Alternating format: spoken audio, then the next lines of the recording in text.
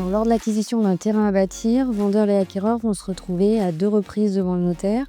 Le premier rendez-vous aura pour objet la régularisation de l'avant-contrat. C'est ce qu'on appelle le compromis de vente ou la promesse de vente, qui comprendra des conditions suspensives. Et si toutes ces conditions suspensives sont réalisées, on se retrouvera quelques mois plus tard pour régulariser l'acte authentique de vente.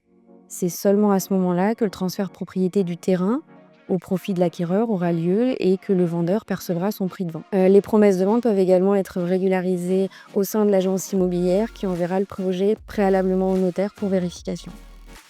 Dans la promesse de vente, on va faire figurer des conditions suspensives. Si elles se réalisent, on pourra régulariser l'acte authentique de vente. En revanche, en cas de défaillance de l'une d'elles, la promesse sera caduque et vendeurs et acquéreurs retrouveront chacun leur liberté. On a les conditions suspensives de droit commun ou d'obtention d'un financement que l'on retrouve dans la majeure partie des promesses. Et lorsque la promesse porte sur un terrain à bâtir, on prévoit également une condition suspensive d'obtention de permis de construire. Entre le compromis et la vente, l'acquéreur déposera son dossier de permis de construire en mairie pour s'assurer que le projet qu'il souhaite puisse être réalisable.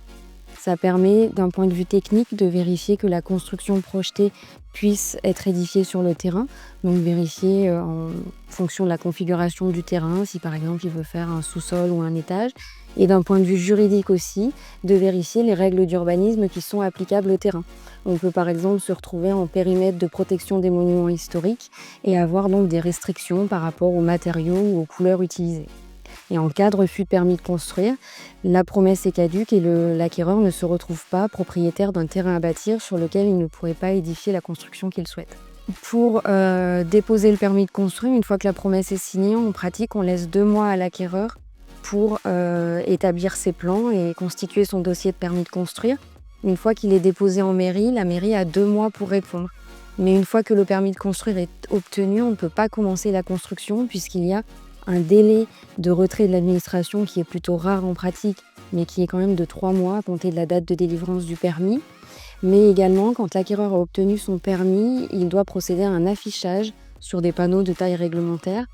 Et à compter de la date d'affichage du permis, on a un délai de recours des tiers qui est de 2 mois. Donc le plus prudent est d'attendre l'extinction des délais avant de commencer la construction. Alors la construction, c'est un beau projet, mais qui peut être difficile. Quand il y a des CCMI, ce sont les professionnels qui vont gérer la construction. Par contre, quand les acquéreurs souhaitent gérer eux-mêmes la construction, il faut qu'ils s'entourent de professionnels et qu'ils s'assurent déjà que chaque entreprise a bien souscrit une assurance décennale. Et il faut également prévoir un petit budget complémentaire pour toutes les mauvaises surprises qu'on pourrait avoir.